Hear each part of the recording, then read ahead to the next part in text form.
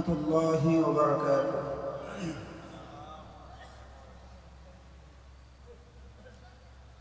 الحمد لله الحمد لله الذي جعل الشمس والقمر بحسبان والنجم والشجر يسجدان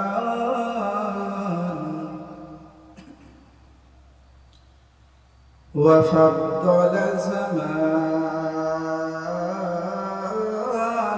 على زمان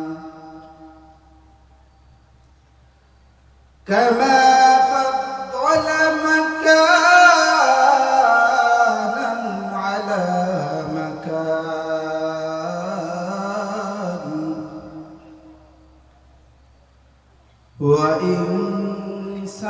وإنسانا على إنسان ونشهد أن لا إله إلا الله وحده لا شريك له لا جد له ولا ند له ولا مثل له ونشهد أن سيدنا وسندنا وحبيبنا وحبيب ربنا وطبيب قلوبنا ومولانا محمدا عبده ورسوله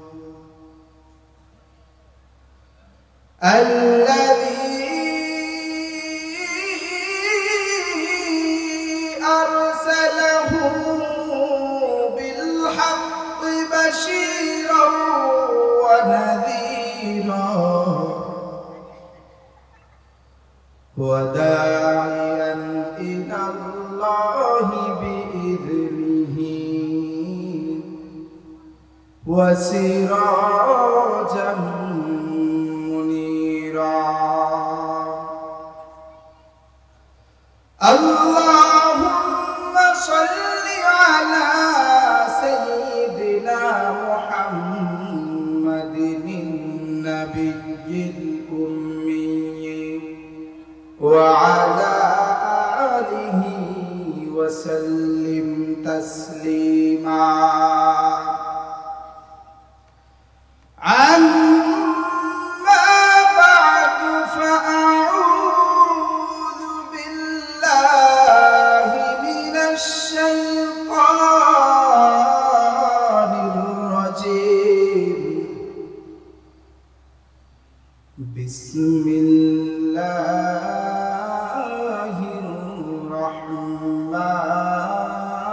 الرحمن الرحيم وقال ربكم ادعوني أستجب لكم إن الذين يستكبرون عن عبادتي سيدخلون جهنم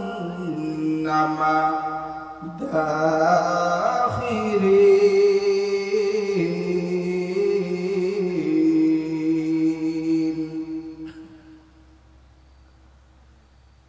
قال رسول الله صلى الله عليه وسلم ناركم جزء من 70 جزءا من نار جهنم قيل يا رسول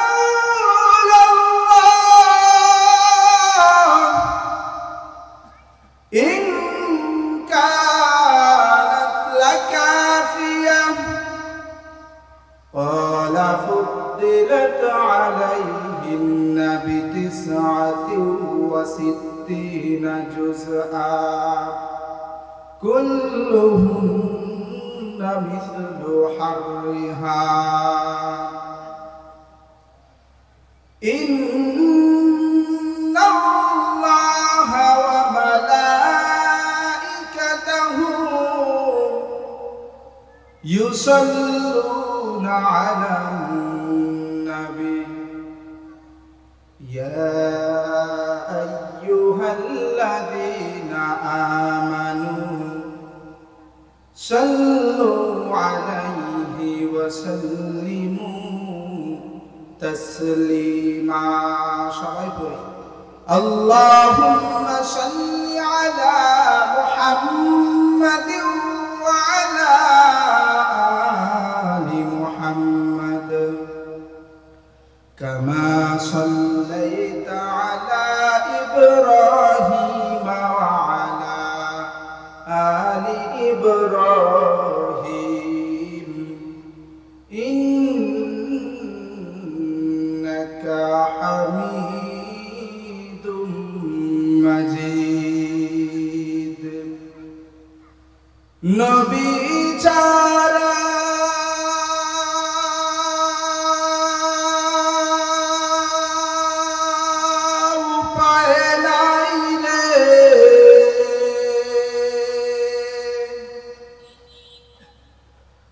নবী ছাড়া উপায় নাই রে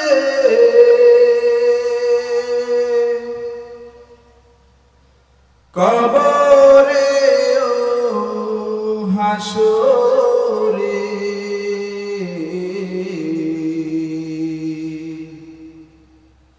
থাকলে পাশে নবী আমার হাসান হবে হাসরে থাকলে পাশে নবী আমার হাসান হবে হাসরে বাড়ি আমার গাড়ি আমার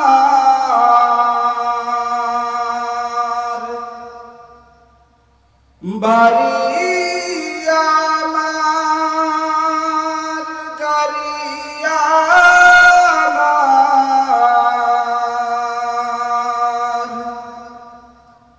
সব ক্ষমতা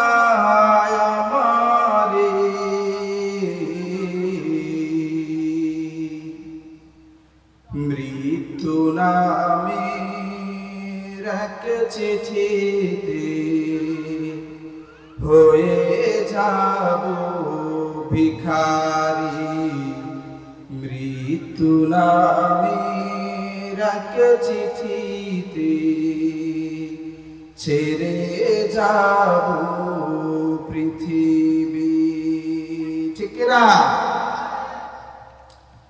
আলহামদুলিল্লাহ হিলফুল ফুজুল তরুণ ঐক্য সংগঠনের উদ্যোগে আয়োজিত ষষ্ঠতম তাফসীর ও কোরআন মাহফিল স্থান আহমদ চেয়ারম্যান বাড়ি সংলগ্ন অত্র মাহফিলে সভাপতিত্ব করছেন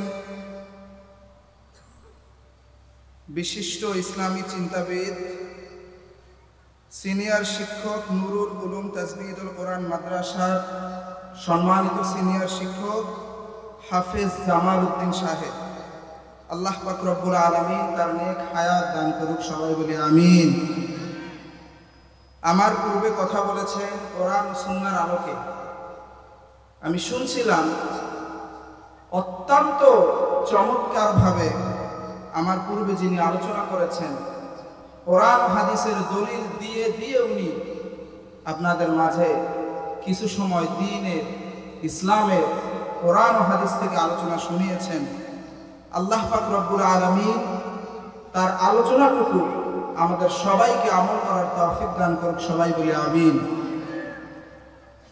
কোরআন সুন্নাহ থেকে আলোচনা করেছেন হযরত মাওলানা মুফতি ইউসুফ সাহেব, আরো কথা বলেছেন মুফতি মনিরুজ্জামান কাসিমি সাহেব, আরো কথা বলেছেন হযরত মাওলানা শেখ আমজাদ হোসেন সাহেব, আরো কথা বলেছেন মাওলানা ফরিদ উদ্দিন চৌধুরী সাহেব, আরো কথা বলেছেন মাওলানা মুখতার হোসেন, যার মাধ্যমে আমি এখানে এসেছি, দাওয়াত পেয়েছি, যার মাধ্যমে আমার অত্যন্ত শ্রদ্ধাভাজন প্রিয় ভাই হযরত কারি মাওলানা মুখতার সাহেব। আল্লাহ পাক রব্বুল আলামিন ওনাকে ওনার হায়াতের জিন্দেগীর মধ্যে নেক হায়াত দান করুক, বলি আমিন।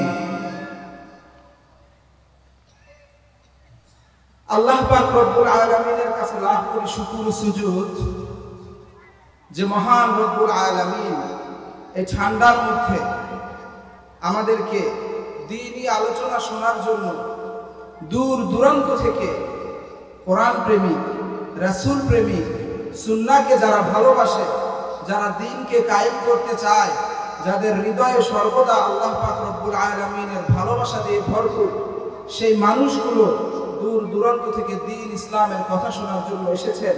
আমার সামনে উপবিষ্ট আছেন আমার কলিজার টুকরো যুবক ভাইরা, আমার পিতা সমতুল্য বাবারা, ছোট্ট ছোট্ট আমার কিছু ভাইয়েরা কোরআন শোনার জন্য আসছেন। পর্দার আড়ালে আমার মা ও বোনেরা আছেন। সবার প্রতি আমার আন্তরিক মুবারকবাদ এবং এই যে হিলফুল ফুজুল তরুণ ঐক্য সংগঠন, তাদের পক্ষ থেকেও আন্তরিক ধন্যবাদ এবং আমার পক্ষ থেকে আবারও সালাম জানাই। আসসালামু আলাইকুম ওয়া রাহমাতুল্লাহি ওয়া বারাকাতুহু। কেমন আছেন আপনারা সবাই? ওয়াজ শুনতে শুনতে একটু ক্লান্ত হয়ে গেছেন মনে হয় নাকি? ইনশাআল্লাহ প্রতিদিন তো তাফসীর মাহফিল হয় না, আপনাদের এলাকায় হয়, একদিন হয় মাসের মধ্যে বা বছরের ভিতরে আপনাদের এলাকায় 2, 4, 10 জায়গায় কোরআনের তাফসীর হয়। যেখানেই কোরআনের তাফসীর হোক আমরা স্বতঃস্ফূর্তভাবে কোরআনের তাফসীর শোনার জন্য বসে যাব, ঠিক কিনা ভাইরা আমার?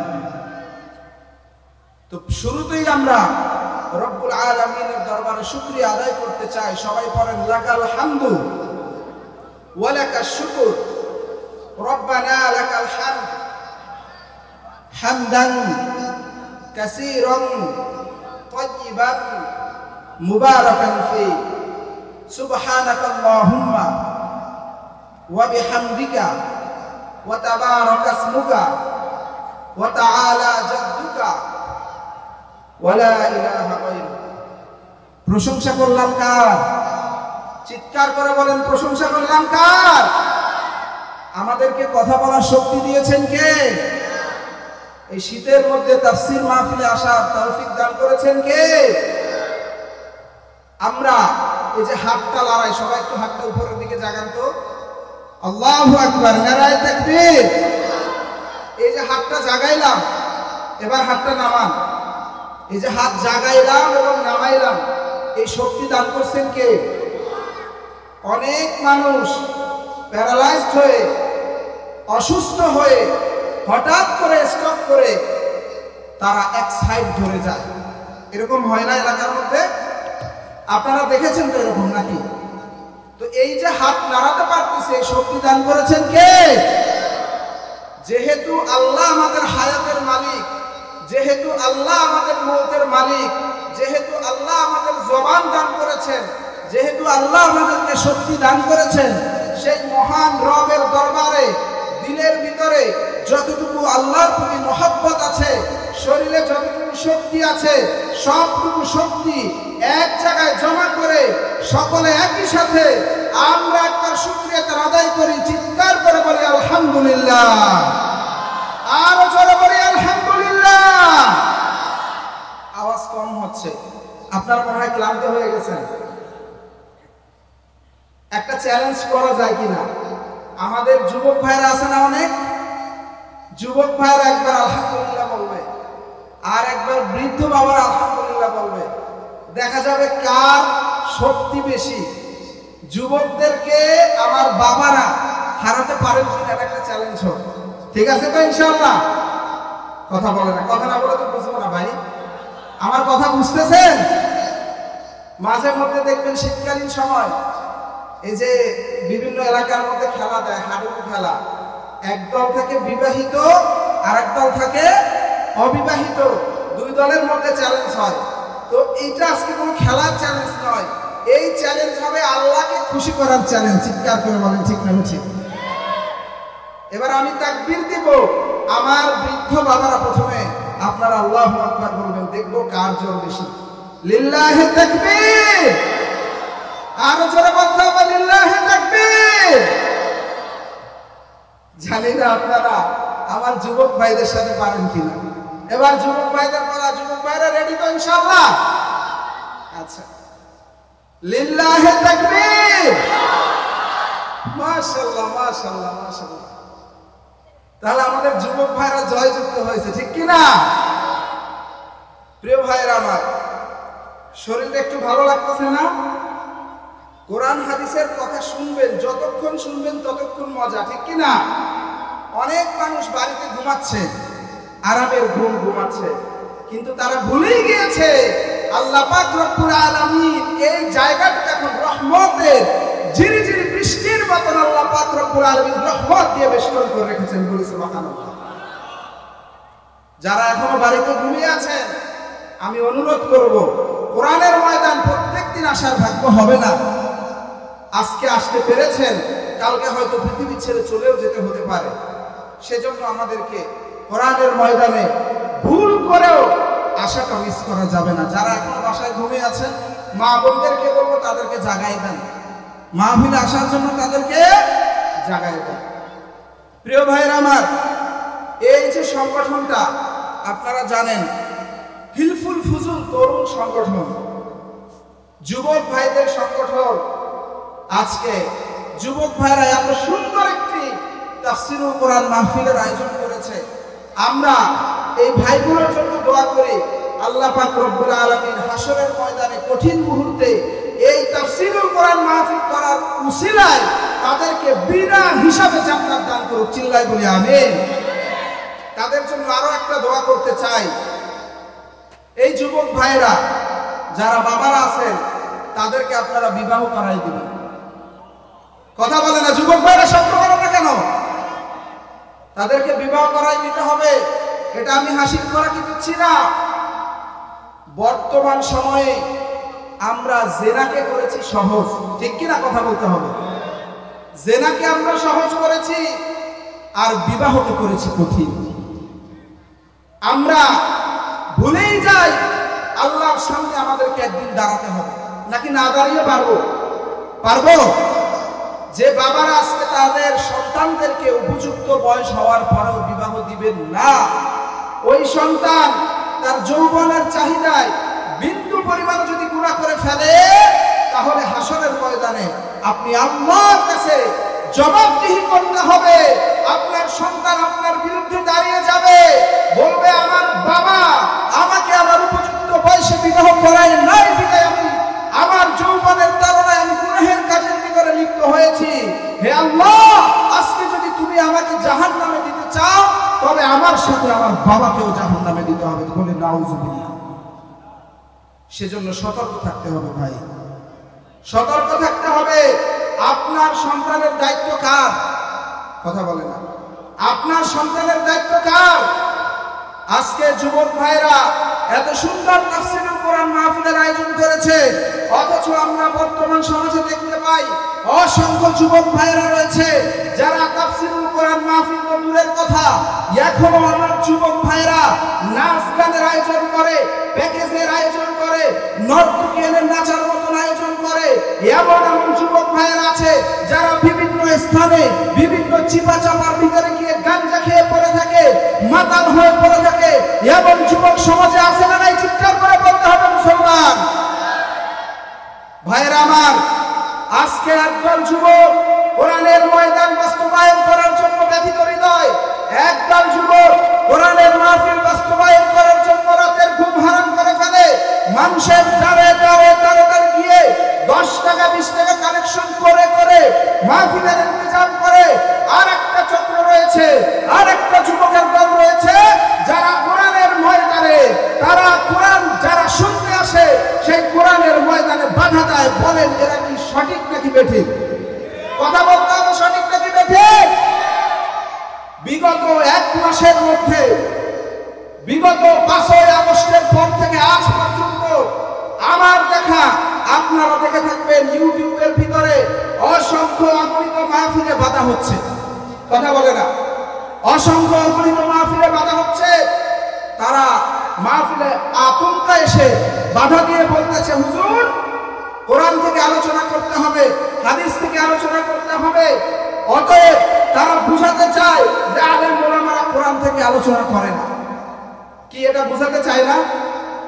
তারা বুঝাতে চায় তাদেরকে যখন আপনি বলবেন হুজুর যে আপনি কোরআন থেকে আলোচনা করেন, নামাজের আলোচনা করবেন, তারা সেলুট দিবে। তাদেরকে আপনি হজের আলোচনা করবেন, সেলুট দিবে।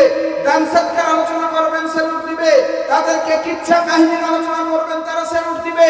কিন্তু যখনই তাদেরকে বলবেন দেশ নিয়ে আলোচনা করতে হবে, রাজনীতির বিষয়ে আলোচনা করতে হবে, কোরআনের রাজনীতির বাহিরে নয়, আল্লাহর রাসূল রাজনীতি করেছেন, যখনই আপনি দেশ গড়ার কথা বলবেন, যখনই তাদেরকে আপনি সন্ত্রাস বিরোধী থাকার কথা বলবেন, যখনই তাদেরকে সমাজে কল্যাণকর কাজ করার কথা বলবেন, তখনই তারা বুঝাতে চায় যে নামাজ কোরআনের জন্য ঠিক আছে, নামাজ কোরআনের জন্য আলোচনা করেন নামাজ দিয়ে, ঠিক আছে, কিচ্ছা কাহিনী বলেন, ঠিক আছে। কিন্তু যখনই আপনারা রাজনীতির আলোচনা করবেন, তখন বোঝা যায় তারা বুঝাতে চায় কোরআন রাজনীতির বেলায় ঠিক নাই। কথা বলতে হবে মুসলমান। তারা বুঝাতে চায় যে রাজনীতির জন্য কোরআন ঠিক নাই। কোরআনে কি রাজনীতির কথা আছে? দেশ গড়ার কথা আছে? কোরআন কি শুধু নামাজের জন্য দিছে? মসজিদের খাটে তুলে রাখবেন, বাসায় ঘরে চানের ভিতরে তুলে রাখবেন, এজন্য দিয়েছে কোরআন? কোরআন দিয়ে যতদিন দেশ বাস্তবায়ন না হবে, কোরআন দিয়ে যতদিন রাষ্ট্র পরিচালনা না হবে, ততদিন পর্যন্ত বাংলাদেশে ইসলাম কায়েম হতে পারে না, পারে না, পারে না। চিৎকার করে বলে ঠিক না? ভাইরা আমার, আজকে কথা হবে কোরআন দিয়ে। আজকে তারা যারা বলে যে কোরআন দিয়ে আলোচনা করবেন, তাদের ব্যাপারেই বলতে চাই কোরআন কি বলে শুনেন। সূরাতুল ইব্রাহিম আয়াত নাম্বার 3, কত বলেছি বলেন তো? সূরাতুল ইব্রাহিম আয়াত নাম্বার 3, আল্লাহ পাক রব্বুল আলামিন বলতেছেন, الذين يصدون عن سبيل الله ويبغونها عوجا وهم بالآخرة كافرون। সূরা ইব্রাহিমের 3 নম্বর আয়াত, الذين يستحبون الحياة الدنيا على الآخرة ويصدون عن سبيل الله ويبغونها عوجا أولئك في ضلال بعيد। আল্লাহ রাব্বুল আলামিন কোরআনের আয়াতের মধ্যে জানায় দিলেন, ও দুনিয়ার মানুষ, আমার গোলামের দল শুনে নাও, আল্লাযীনা যারা ইস্তাহিব্বুনা মুহাব্বত করে, আলাল আখিরাতি ওয়া ইয়াসুদ্দুনা আন সাবিলিল্লাহ, যারা দুনিয়াকে মুহাব্বত করে আখিরাতের জিন্দেগীর তুলনায়। কোন জিন্দেগী বললাম? আখিরাতের জিন্দেগীর তুলনায় যারা দুনিয়ার জিন্দেগীকে প্রাধান্য দেয়, বেশি মুহাব্বত করে, আল্লাহ পাক রব্বুল আলামিন বলতেছেন, الذين يستحبون الحياة الدنيا على الآخرة ويصدون عن سبيل الله ويصدون, যারা বাধা দেয়, যারা কি করে? বাধা দেয়, আন সাবিলিল্লাহ, আল্লাহর পথে। কি কমন পড়ছে প্রশ্ন? কথা বলে না। যারা আল্লাহর পথে, মানুষ কোরআনের কথা শুনবে, মানুষ দ্বীন ইসলামের কথা শুনবে, সেখানে যারা বাধা দেয়, উলাইকা ফি দালালিন বাঈদ, তারা পথ ভ্রষ্ট হয়ে গেছে। চিৎকার করে বলেন ঠিক না বেঠিক? এটা কি আমার কথা না কোরআনের কথা? চিৎকার করে বলবেন, আস্তে বলবেন না, এটা আমার কথা না কোরআনের কথা? আল্লাহ বলছেন তারা পথ ভ্রষ্ট হয়ে গিয়েছে। যারা কোরআনের ময়দানে বাধা দেয়, তারা পথ ভ্রষ্ট হয়ে গিয়েছে। অন্য আয়াতে আল্লাহ বলেন, ওয়াহুম বিল আখিরাতি কাফিরুন, যারা কোরআনের ময়দানে বাধা দেয়, তারা আখিরাতের প্রতি বিশ্বাস রাখে না। আর যারা আখিরাতের প্রতি বিশ্বাস রাখে না, তারা আখিরাতে কোনোদিন সফল হতে পারবে না। আর যারা আখিরাতে সফল হতে পারবে না, তাদের জন্য রয়েছে কি? জান্নাত। কথা বলেন না, তাদের জন্য কি আছে? কথা বলতে হবে। তাদের জন্য রয়েছে জাহান্নাম। যারা কোরআনের ময়দানে বাধা দেয়, যারা আল্লাহর দ্বীনের দিকে মানুষকে আসতে দেয় না, আতঙ্কা কোরআনের ময়দানে বাধা দিয়ে দেয়, এসেই বলে হুজুর এই আলোচনা করা যাবে না, বিভিন্ন মাহফিলে স্লিপ দেয়, হুজুর এই আলোচনা করা যাবে না, অন্য আলোচনা করেন, কিচ্ছা কাহিনী বলেন, এরকম বলে না? ইউটিউবে দেখেন না আপনারা?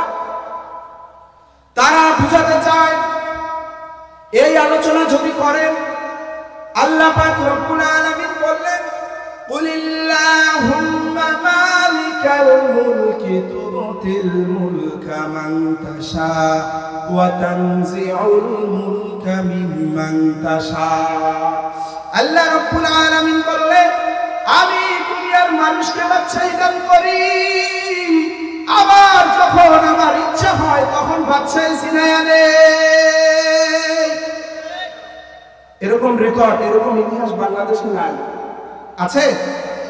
আল্লাহ বলছেন কুলিল্লাহুম্মা মালিকাল মুলকি তুতিল মুলকা মান তাশা ওয়া তানজিউল মুলকা মিম্মান তাশা। আমার যখন ইচ্ছা, আমার যাকে ইচ্ছা আমি বাদশাহী দান করি, আবার যখন ইচ্ছা আমি বাদশাহী ছিনায় আনি। 5ই আগস্টে চিৎকার করে বলবেন আল্লাহ পাক রব্বুল আলামিন বাদশাহী দিয়েছিলেন, বাদশাহী ছিনিয়ে নিয়েছেন নাকি নেয় নাই? ফেরাউনকে আল্লাহ বাদশাহী দিয়েছিলেন, টিকতে পারছে? ফেরাউনকে বাদশাহী দিয়েছিলেন, টিকতে পারছে? পারে নাই। নমরুদকে বাদশাহী দিয়েছিলেন, টিকতে পারছে? পারে নাই। আবু জাহেল বাদশাহী করতে চাইছেন, টিকতে পারছেন নবীর সামনে? পারেন নাই। অতএব বোঝাতে চাই আমি, ফেরাউন তার বাদশাহীকে ধরে রাখার জন্য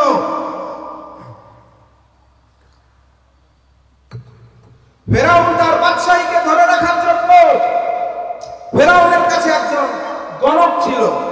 সে গণক বিভিন্ন ভাবে গবেষণা করে বের করলো, হে ফেরাউন, তোমার কাছে এমন একজন বনী ইসরাইল থেকে লোক আসবে, একটা যুবক আসবে যে তোমার বহুত ক্ষতি করে ফেলবে। এবার ফেরাউন হঠাৎ করে যেন আকাশ থেকে পড়ছেন এমন মনে হচ্ছে। এরে নবীর উম্মতের দল, ফেরাউন যেন আকাশ থেকে পড়েছেন এমন ফেরাউনের কাছে মনে হচ্ছে। ফেরাউন ডাক দিয়ে বলেন, গণক, কেমন সেই ক্ষতি করবে আমার, কতখানি ক্ষতি করবে তুই আমারে বল। এবার ফেরাউন বলতেছে, ফেরাউনকে গণক বলতেছে, আপনার শুধু সামান্য ক্ষতি করবে না, বরং সেই যুবক, বরং সেই নবী আপনার গোটা রাজত্বকে ধ্বংস করে দিবে। এবার ফেরাউনের চান্দি করো। ফেরাউন যেন আকাশ থেকে বললেন, ফেরাউন গরম হয়ে গেল। ফেরাউন তার সেনাদেরকে ডাকলেন, ডেকে বললেন, আজ থেকে এই আমার রাজত্বের মধ্যে যতগুলো যুবকের জন্ম হবে, শিশু বাচ্চার জন্ম হবে, যতগুলো সন্তান ভূমিষ্ঠ হবে, প্রত্যেকটা সন্তানকে তরবারির আঘাতে কতল করে ফেলবে। চিৎকার করে বলি নাউজুবিল্লাহ। ক্ষমতা টিকে রাখার জন্য তার গোয়েন্দা সংস্থা নেমে গেল বিভিন্ন জায়গায়। ফেরাউনের উপরে শোক সংস্থা নেমে গেল, গোয়েন্দা নেমে গেল। যার ঘরে একটা ছোট্ট শিশু হয়, তার লোক গিয়ে তরবারি নিয়ে তরবারিটা উপরের দিকে ধরিয়া ওই শিশুটাকে উপরের দিকে তুলে ধরে ছুরি দিয়ে সাথে সাথে জবাই করে হত্যা করে ফেলে। কেমন বর্বরতা, কেমন নির্যাতন! আল্লাহ বলে, ও ফেরাউন, তোরে আমি বাদশাহী দিয়েছিলাম, কিন্তু তুই এত জুলুম করেছো, অন্যায় করেছো, আমি আল্লাহর পক্ষে সহ্য করা সম্ভব নয়। ফেরাউনকে আল্লাহ নীল কথা বলতে হবে, পকেট গরম হয় তাইলে কোরআন দিয়া বিচার করলে, কোরআনের আইন দিয়া দেশ চালাইলে তাহলে আর দুর্নীতি করা যায় না, ঠিক কিনা বলেন? তাহলে আর দুর্নীতি করা যায় না, চুরি করা যায় না, টেন্ডারবাজি, টেন্ডার থেকে আপনার বিভিন্ন ভাবে আত্মসাৎ করা যায় না। আর যদি কোরআন দিয়ে বিচার না করা হয়, দেশ চালানো না হয়, তাহলে যেই মতন মনে চায় সেই মতন করা যায়, ঠিক কিনা?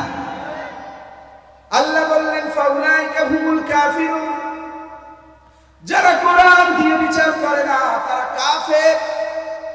এবার আসেন, আমাদের দেশে আদালত আছে নাকি নাই? আছে ভাই, একটু কথাগুলো খেয়াল করে শুনবেন। মোবাইল ভাই, মোবাইল দিয়ে ভিডিও করতে হবে না। মোবাইল দিয়ে ভিডিও করলে আপনার আলোচনার প্রতি কোনো আপনার মহব্বত আসবে না, আপনার টেনশন চলে যাবে মোবাইলের দিকে। সেজন্য মোবাইলটা রেখে যেহেতু আলোচনা শুনতে আসছেন, আলোচনাটা মন দিয়ে শুনেন। এখান থেকে যদি বিন্দু পরিমাণ আমলের নিয়তে আলোচনা শুনে কিছু যদি বাড়ি নিয়ে যেতে পারেন, সেটাই হবে এই মাহফিলের জন্য সার্থক, ঠিক কিনা? সেজন্য মোবাইল রাখি আমরা। প্রিয় ভাইয়েরা আমার, আল্লাহ পাক রব্বুল আলামিন বললেন ওয়া মান লাম ইয়াহকুম বিমা আনজালাল্লাহু ফাউলাইকা হুমুল কাফিরুন।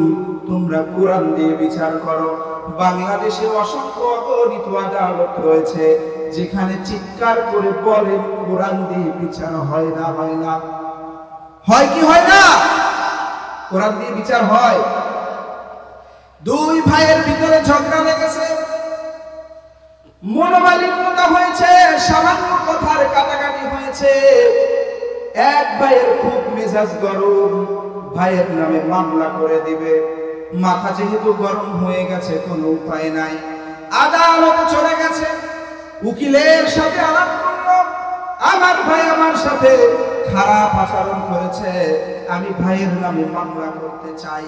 এবার উকিল সুন্দরভাবে বোঝাচ্ছে আপনি কেমন মামলা করতে চান? বলে আমার ভাই আমাকে সম্মানহানি করছে, তো আমি মোটামুটি ভাবে একটা মানহানির মামলা করতে চাই। বলে আরে না ভাই, এরকম মামলা করলে তো হবে না, আপনার ভাইয়ের নামে মামলা দিতে হবে। ওই আপনার ভাই আপনার ৫-৭ জন মানুষজন রেডি করে আপনি পথ থেকে আসতেছিলেন, কাটু কোনো শব্দ করেন নাই, আপনি একবারে পিসাবের মতন যাচ্ছিলেন, হঠাৎ করে আপনারে ধরে আতঙ্কাই আপনাকে ৫-৭ জন মিলে ধরে প্রচন্ড পরিমাণে আঘাত করেছে। বলবে কই আমার গায়ে তো আঘাতের চিহ্ন নাই। না রে ভাই, চিহ্ন লাগবে না, আপনি গিয়ে হসপিটালে ভর্তি হন, ডাক্তারদের কাছ থেকে একটা সার্টিফিকেট নেন, আমি আদালতে সই করে দিব, আপনার ভাইয়ের নামে বিশাল মামলা হয়ে যাবে, ঠিক কিনা ভাই? এগুলো কি সত্য মামলা না ভুয়া মামলা? আলেমদের নামে এরকম মামলা করে নাই, করছে নাকি করে নাই? আলেমদের প্রতি ভালোবাসা আছে নাকি নাই? অসংখ্য আলেমকে তারা জেল খাটিয়েছে এবং মিথ্যা মামলা দিয়ে, কিছুই করে নাই আলেম। সাধারণ কোরআনের ময়দানে এসে হক কথা বলেছেন, এটাই তার অপরাধ। কথা বলতে হবে ভাই, ঠিক কিনা বলেন? কোরআনের ময়দানে তারা হক কথা বলেছে, এটাই হচ্ছে তার অপরাধ যে সে কেন হক কথা বলল। না হলে তাকে জেল খাটতে হতো না, হতো? বাংলাদেশে অসংখ্য আলেম আছে যাদেরকে আজ পর্যন্ত আদালতের ধারে কাছেও যেতে দেখি নাই, আর অথচ যারা হক কথা বলে ময়দানে তারা অসংখ্যবার শুধু জেল নয়, আয়না ঘর পর্যন্ত তাদেরকে যেতে হয়েছে। হক কথা বলার খুব অভাব, সবাই হক কথা বলতে পারে না, হক কথা বলার সাহস সবার ভিতরে থাকে না। বুঝবেন যারা হক কথা বলে, যারা পদে পদে বাধার সম্মুখীন হয়, তারাই হচ্ছে জামানার হককারী আলেম উলামা। যারা মুরগির রান পায়, খাসির গোশ পায়, বুঝতে হবে ডাল মে কুছ কাওয়া হে, ঠিক কিনা ভাইরা আমার? সেজন্য এই আদালতগুলোতে যেই দিকে ক্ষমতা থাকবে, যদি আপনি আমার কথায় রাগ করিয়েন না কেউ, আমি বুঝানোর জন্য বলতেছি, যদি বিএনপির কোন মানুষ অপরাধ করে তাহলে বিএনপির লোক তাকে সাপোর্ট দিয়ে ছাড়াই নিয়ে যায়, তাই না? চেয়ারম্যানের কাছে বিচার নিয়ে যাবেন, এ পক্ষের থেকে খায় ৩০,০০০, ও পক্ষের থেকে খায় ৩০,০০০, আছে নাকি নাই? ভাইরা আমার, এই এলাকায় চেয়ারম্যান আছে, আমি তার কথা বলতেছি না, তাই মনে হচ্ছে বাড়িতে নাও যেতে পারি, ঠিক নেই? অ্যাটাক করতে পারে না, পারে কি পারে না? পারে, কিন্তু কোন আলেম নিজের জীবনের শেষ রক্তবিন্দু পর্যন্ত দিয়ে দিল কোরআনের ময়দানে, কিন্তু তারপরেও হক কথা বলা থেকে বিন্দু পরিমাণও নড়বে না। ভাইরা আমার খুতবার ভিতরে ছোট্ট একখানা আল্লাহ পাক রব্বুল আলামিন কোরআনের মধ্যে জানায় দিলেন, ওয়া ক্বালা রাব্বুকুম উদউনি আস্তাজিব লাকুম ইন্নাল্লাযীনা ইস্তাকবিরুনা আন ইবাদাতি সায়াদখুলুনা জাহান্নামা দাখিরিন। সুবহানাল্লাহ। কি ভাইরা আলোচনা ভালো লাগছে না? শেষ করে দিব। এই যে ভাইরা আমার উঠে যাচ্ছে, আমার বাবারা, আপনারা কি রাগ করছেন? এই বাবারা উঠে যাচ্ছেন, আপনারা কি রাগ করছেন? রাগ করিয়েন না। হক কথা বললে কি রাগ করা যাবে? রাগ করা যাবে না। যতটুকু সময় এখানে আমি কথা বলবো, যে উঠে যাবেন মনে করবো আমার আলোচনা তার গায়ে লাগছে। কথা বলতে হবে ভাই আমার, চুপ থাকলে হবে না। এখান থেকে যে উঠে যাবেন বুঝতে হবে তার আলোচনা ভালো লাগে নাই, নইলে হক কথা তার গায়ে সহ্য হয় নাই। কোরআনের আয়াত তেলাওয়াত করেছি, সূরাতুল গাফির অথবা সূরাতুল মুমিনের আয়াত তেলাওয়াত করেছি। আল্লাহ রাব্বুল আলামিন জানায় দিলেন, ওয়া ক্বালা রাব্বুকুম উদউনি আস্তাজিব লাকুম ইন্নাল্লাযীনা ইস্তাকবিরুনা আন ইবাদাতি সায়াদখুলুনা জাহান্নামা দাখিরিন। আল্লাহু আকবার। আল্লাহ রাব্বুল আলামিন জানায় দিলেন, ও বান্দা, উদউনি আস্তাজিব লাকুম, তুমি আমাকে ডাকো, আমি আল্লাহ তোমার ডাকের মধ্যে সাড়া দিয়ে দিব। আল্লাহ এই আয়াতের মধ্যে বিশেষ করে দুইটা শিক্ষা আমাদেরকে দিয়েছেন। এক নাম্বার, বান্দা তুমি আমারে ডাকো। এবার আমার নবীর কাছ থেকে শুনেন কেমনে ডাকবেন। আমার নবী বলেন, মাল্লাম ইয়াসআলিল্লাহ ইয়াগদাব আলাইহি। আমার নবী ডাক দিয়ে বলেন, ও আমার উম্মত, শুনে নাও, আমার যে উম্মত আল্লাহ রাব্বুল আলামিনের কাছে দোয়া করে না, আমার আল্লাহ তাহার উপর রাগান্বিত হয়ে যায়। কেমন আল্লাহ আমরা পাইলাম গো? দুনিয়ার মানুষের কাছে একবার চাইলে মানুষ দেয়, দুনিয়ার মানুষের কাছে দুইবার চাইলেও পরে মানুষ দেয়, তিনবার চাইলেও পরে মানুষ দেয়। কিন্তু একটা মানুষের কাছে যখন বারবার চাইবেন, মানুষটা আপনার উপর রাগান্বিত হয়ে যায়। বারবার যদি তার কাছে বলেন, লোকটা রাগান্বিত হয়ে যায়। এরপরে যদি ফোন দেন যে ভাই আপনার কাছে আসতে চাই, একটু সাহায্যের প্রয়োজন, যদি লোকটা বাড়িতে থাকে বলবে আমি বাড়িতে নাই, আছি ঢাকা, ঠিক কিনা? মানুষের কাছে চাইলে পরে মানুষ রাগান্বিত হয়ে যায়। আর আমার আল্লাহ বলেন, উদউনি আস্তাজিব লাকুম, ও বান্দা তুমি আমারে ডাকো, তুমি যদি আমারে ডাকো আমি আল্লাহ তোমার ডাকে সাড়া দিয়ে দিব। কেমন আল্লাহ পাইলাম গো? আল্লাহ বলেন যে বান্দা আমাকে ডাকে না, আমি আল্লাহ ওই বান্দার উপর রাগান্বিত হয়ে যাই। কেমনে আমরা আল্লাহকে ডাকবো? কি কারণে আমরা আল্লাহকে ডাকবো? নানান সময় দেখা যায় নানান বিপদের মধ্যে আমরা পড়ে যাই। ঘরের ভিতরে মায়ের অসুখ, সন্তানের অসুখ, ব্যবসা বাণিজ্যের ভিতরে আমাদের সমস্যা, আর্থিক সমস্যা, নানান ভাবে সমস্যার মধ্যে জর্জরিত হয়ে যায়। কেমনে আমরা আল্লাহ পাক রব্বুল আলামিনকে ডাকবো? আমার নবী বলেন, ইয়ানজিলু রাব্বুনা তাবারাকা ওয়া তাআলা কুল্লা লাইলাতিন ইলা সামাঈদ দুনিয়া। আমার নবী জানায় দিলেন, যখন আল্লাহরে ডাকবে তখনই তো আল্লাহ তোমার ডাকে সাড়া দেয়, তোমার ডাক শুনে নেয়। কিন্তু কিছু কিছু স্পেশাল সময় রয়েছে, যেই সময়গুলোতে আমার আল্লাহ ডাকে না, আমার আল্লাহকে ডাকে না বান্দারা, কিন্তু আমার আল্লাহ বান্দাকে ডাকে। সুবহানাল্লাহ। আল্লাহর হাবিব বলেন ইয়ানজিলু রাব্বুনা তাবারাকা ওয়া তাআলা কুল্লা লাইলাতিন ইলা সামাই দুনিয়া। রাত যখন গভীর হয়ে যায়, রাতের তৃতীয় অংশে আমার আল্লাহ পাক রব্বুল আলামিন দুনিয়ার জমিনে চলে আসে। দুনিয়ার জমিনে সে ডাকতে থাকে, ও আমার আব্দুর রহিম,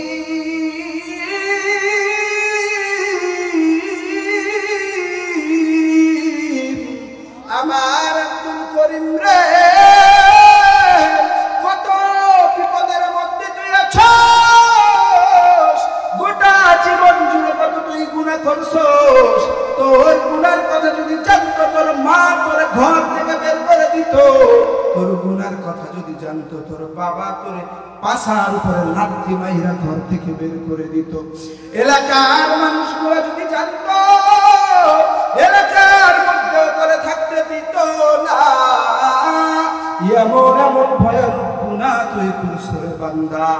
এখন রাত গভীর, তোর মাও ঘুমায়, তোর বাবাও ঘুমায়, তোর স্ত্রীও ঘুমায়, কিন্তু যে আল্লাহ পাক রব্বুল আলামিনের আশিকিন জাকিরিন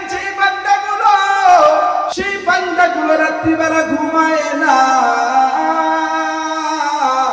সেই বান্দাগুলো রাত্রিবেলা উঠিয়া ঠান্ডা পানি দিয়ে ওযু করে যায় নামাজটা বিছাইয়া আল্লাহ পাক রব্বুল আলামিনের কাছে দুইটা হাত জাগায়া 2 রাকাত নামাজ পড়ে আল্লাহর কাছে সিজদায় পড়ে, অথবা দুইটা হাত জাগায়া আল্লাহ পাক রব্বুল আলামিনকে ডাক দেয়, রে মালিক,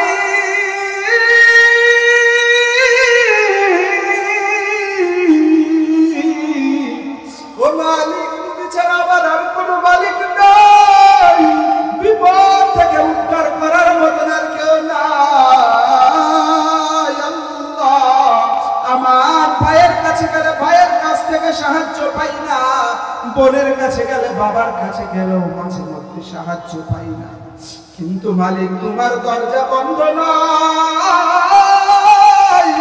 গুনাহ 2 রাকাত নামাজ আদায় করিয়া আল্লাহর হাতে আল্লাহর কাছে 2খানা হাত জাগায়া চোখের পানি ছাড়িয়া ছাড়িয়া কান্না করে।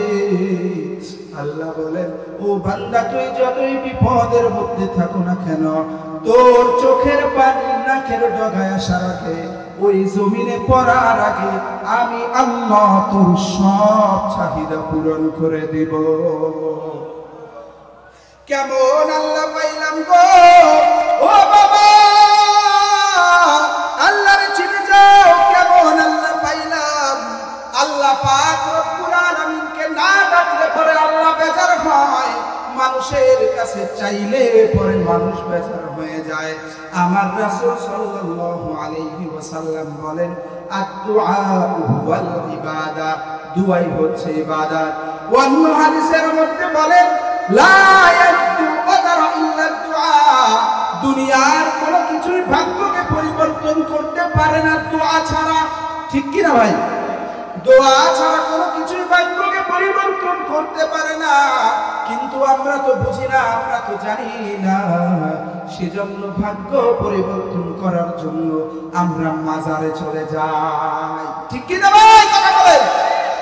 আমরা ভাগ্য পরিবর্তন করার জন্য ওঝার কাছে যাই, ভাগ্য পরিবর্তন করার জন্য গণকের কাছে যাই, কিন্তু আমার রাসূল বলেন, লা ইয়ারুদ্দুল কদারা ইল্লা দুআ, ভাগ্য যদি পরিবর্তন করতে চাও তবে সিজদায় পড়ে আল্লাহর কাছে 2 ফোঁটা চোখের পানি ফালাইয়া ফালাইয়া কান্না করো।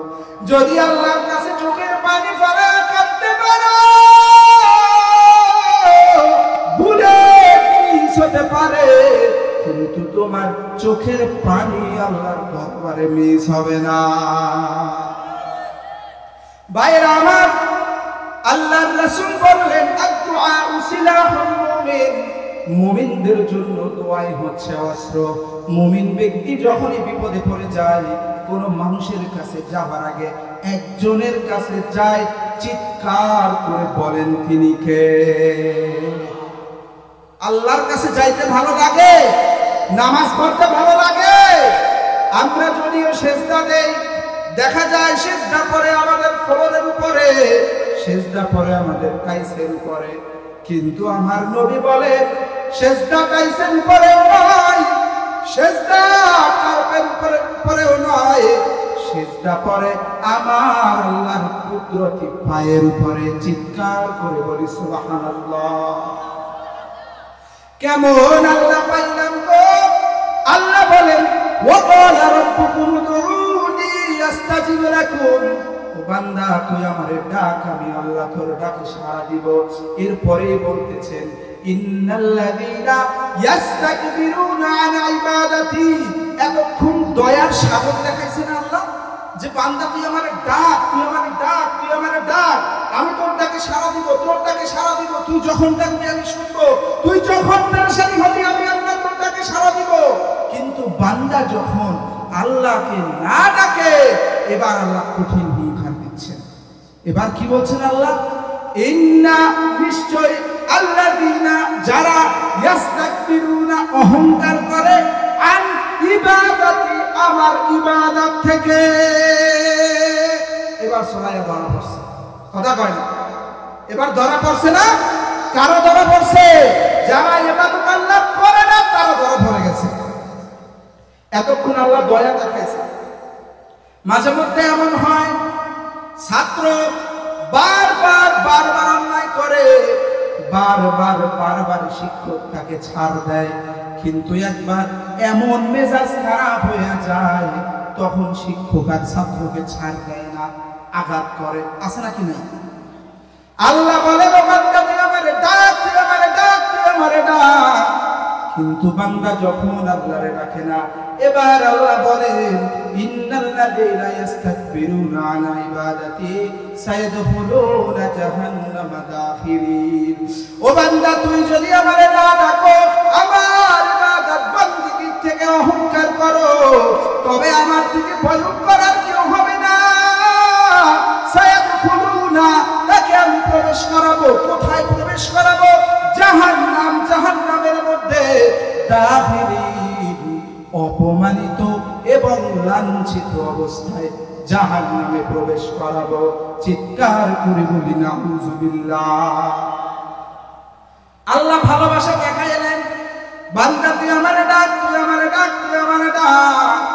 কিন্তু যখন আমরা আল্লাহরে আর না ডাকলাম, তখন আল্লাহ রাগান্বিত হইয়া বললেন বান্দা তুই যদি আমার ইবাদত থেকে অহংকার করো, বান্দা করে বললাম তুই ফজরের নামাজ পড়বি, যোহরের নামাজ পড়বি, 5 ওয়াক্ত 5 বার তুই নামাজ আদায় করবি, তোর পাশে তোর কত ভাই পরিচিত ভাইরা ফজরের সময় উঠিয়া ঠান্ডা পানি দিয়ে ওযু করে মসজিদে চলে যায়, ফজরের আযান হয়, আসসালাতু খায়রুম মিনান নাওম।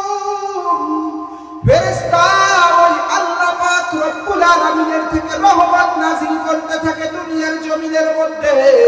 আর মুয়াজ্জিন বলে নামাজ উত্তম ঘুমের থেকে, ঠিক কি না?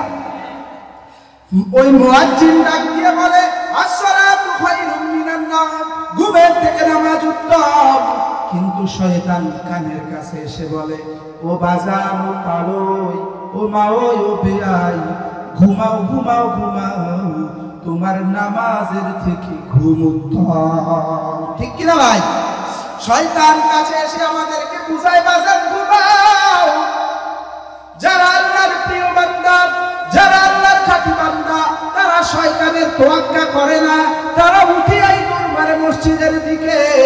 আর যে আল্লাহর গোলাম, আল্লাহর নাফরমান, সারাদিন 2 আঙ্গুলের মাঝখানে বিরিয়ানিটা ধরাইয়া রাস্তার ভিতরে হাঁটে আর নেকামি করে। কত মুরব্বীদেরকে দেখলাম বাজার, মাজাটা পেকা হয়ে গেছে, দাড়িগুলো পেকে সাদা হয়ে গেছে, এখনো চায়ের দোকানে বসে বসে টিভির দিকে হা করে তাকিয়ে থাকে, আঙ্গুলের ফাঁকে একটা সিগারেট ধোঁয়া ধরায় আছে, আর গল্প মারে অমুকের বউ ভালো না, অমুকের মেয়ে ভালো না। কথা কয় এরকম মানুষ নাই এলাকার মধ্যে?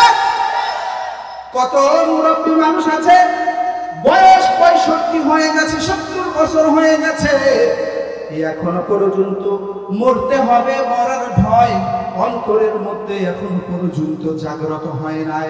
এরা কি মানুষ ভাই? এরা কি মানুষ হতে পারে? তাদেরকে ধিক্কার জানাই আমরা, ঠিক কিনা বলেন?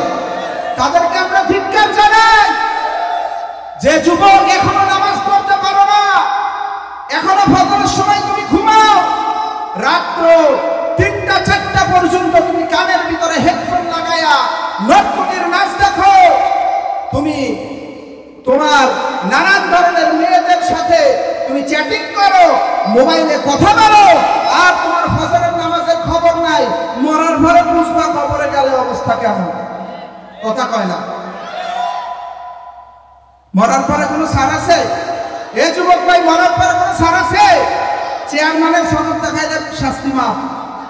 হ্যাঁ, এমপির পিছনে পিছনে ঘুরছো না, সিগারেট একটা লইয়া নেতামি করছো না কলেজের সামনে সামনে, কি কবরে গেলে কবে আমি অমুক এমপির একদম কাছের মানুষ, আমি ডান হাত ছিলাম, আমারে কিছু কবি এমপি সাহেব করে দেশে শেষ করি, কি আছে নাকি নাই? পারবে এরকম কেউ? পারবে? কবরে বাহাদুরি চলে, কবরে বাহাদুরি চলে, আসলে বাহাদুরি চলে। বাহাদুরি চলবে একজনের, চিৎকার করে বলে মুসলমান তিনি কে? আল্লাহ বলেন লিমানিল মুলকুল ইয়াউম লিল্লাহিল ওয়াহিদিল কাহ্হার। হাসরের ময়দানে রব্বুল আলামিন হুঙ্কার দিবেন, আজ বাচ্চাই খান, আজ কোনো বাচ্চা নাই, আমি আল্লাহ ছাড়া বড় বাচ্চা এখানে আর কেউ আছে নাকি নাই? হাসরের ময়দানে আল্লাহ হুঙ্কার দিবেন। সেদিন এমপি মন্ত্রীর কোনো বেল নাই, সেদিন কোনো এমপি মন্ত্রীর কি নাই। দুনিয়ার জমিনে যে এমপি যে মন্ত্রী আল্লাহর হুকুম মানে, তাদেরকে আমরা হাজার সালাম জানাই, ঠিক কিনা ভাই? তাদেরকে আমরা সম্মান জানাই।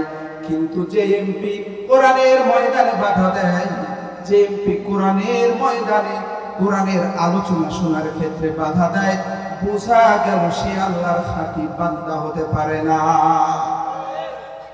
যে কথা বলতেছিলাম ভাইরা আমার, আল্লাহ রাব্বুল আলামিন বলেন, ও বান্দা তুই যদি আমার ইবাদত থেকে অহংকার করো, তবে আমি আল্লাহ তোরে অপমান করে লাঞ্ছিত করে জাহান্নামে পাঠিয়ে দিব। কেমন ওই জাহান্নাম? আমার আল্লাহ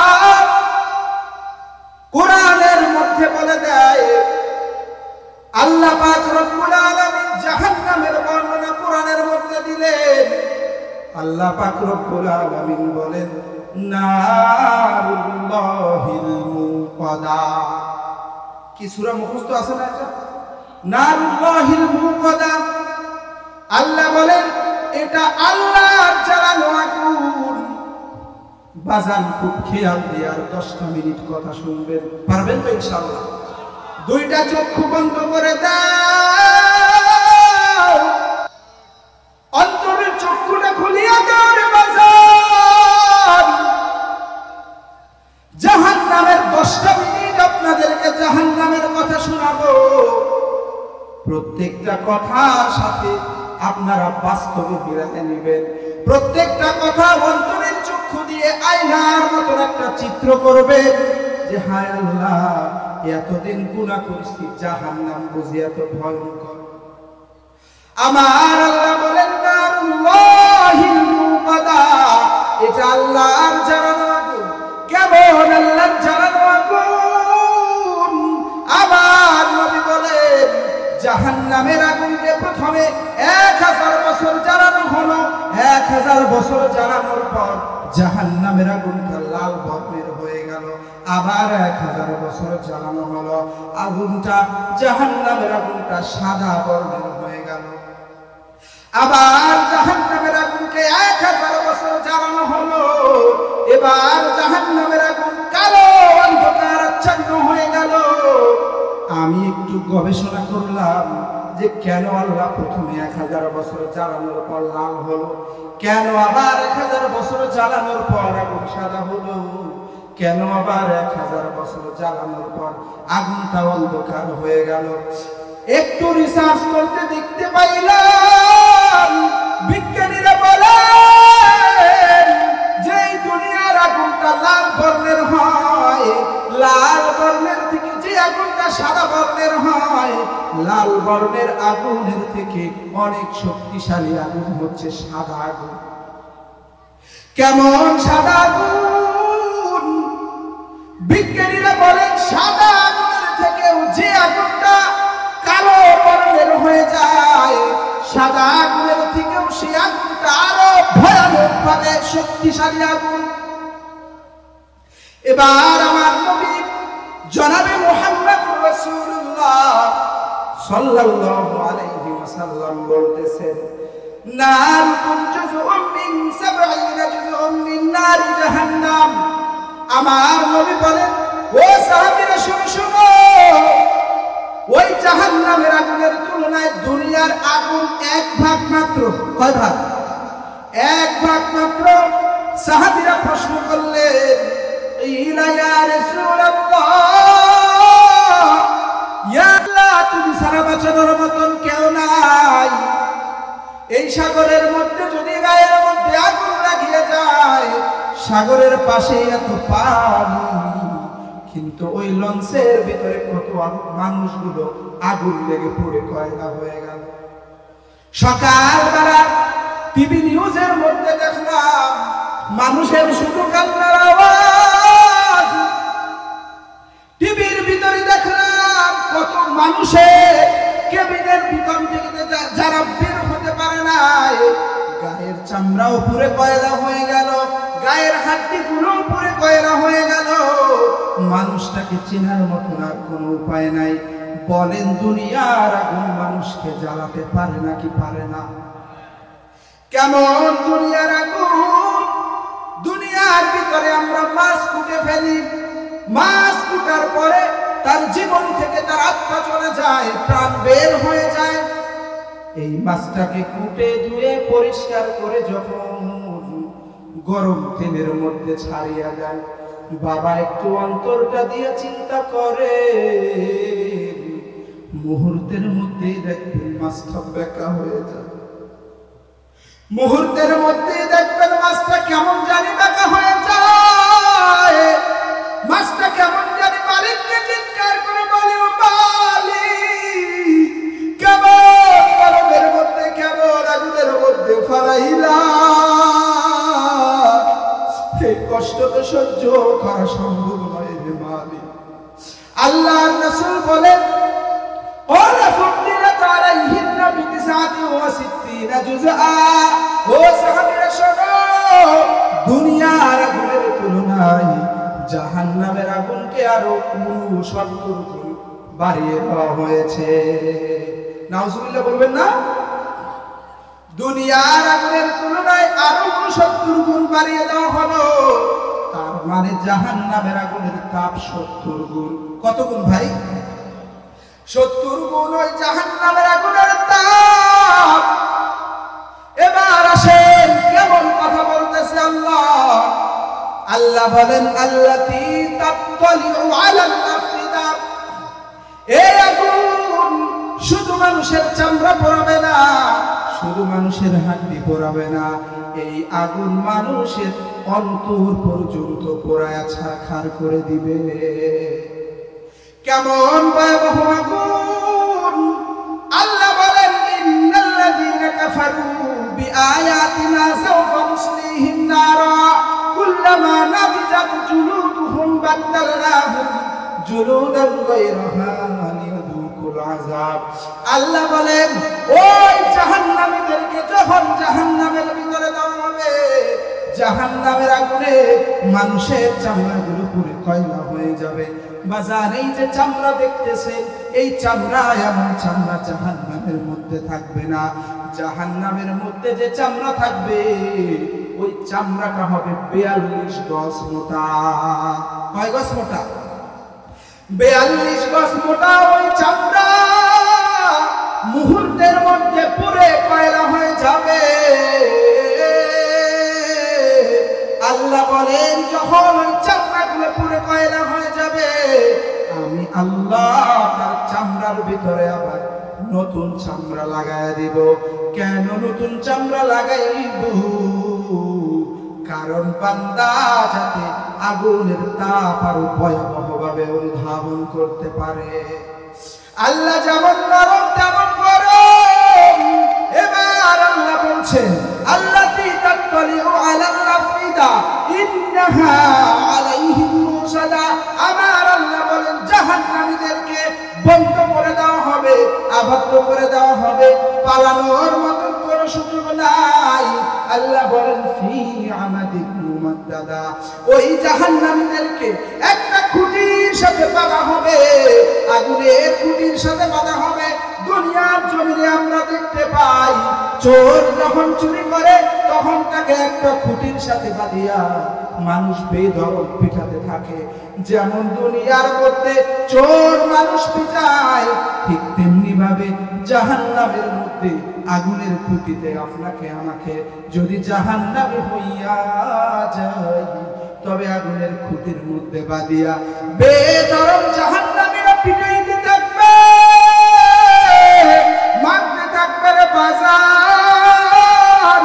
বিন্দু পরিমাণও আপনাকে ছাড় দেওয়া হবে না।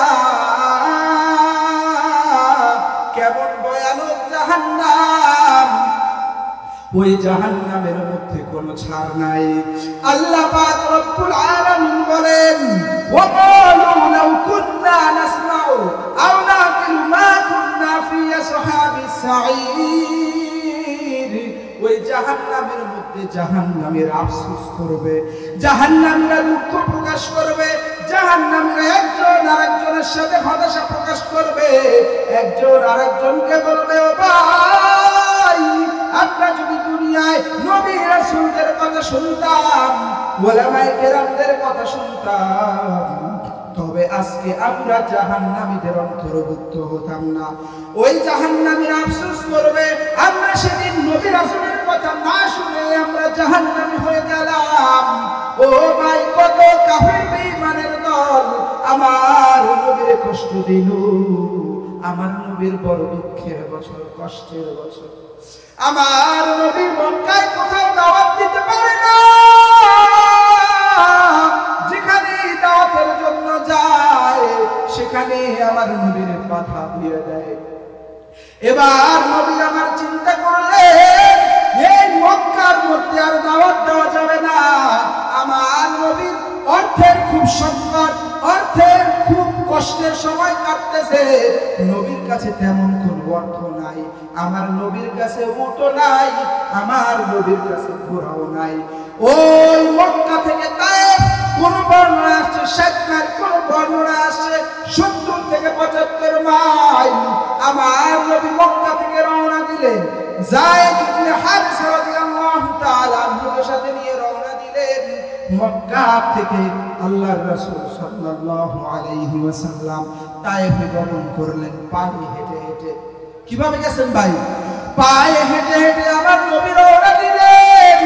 তায়েফে গিয়ে নবী আমার মানুষের ঘরে ঘরে ঘুরে দাওয়াত দেয়, বিভিন্ন মানুষের কাছে দাওয়াত দেয়। আমার নবীর চোখের মধ্যে ঘুম নাই, আমার নবীর মনের মধ্যে টেনশন। তায়েফবাসীরা হয়তো ইসলাম ধর্ম গ্রহণ করবে, কিন্তু বাজার তায়েফবাসীরা এত নির্মম, তায়েফবাসীরা এতই বর্বর। লাইন কই অপারেটর নাই?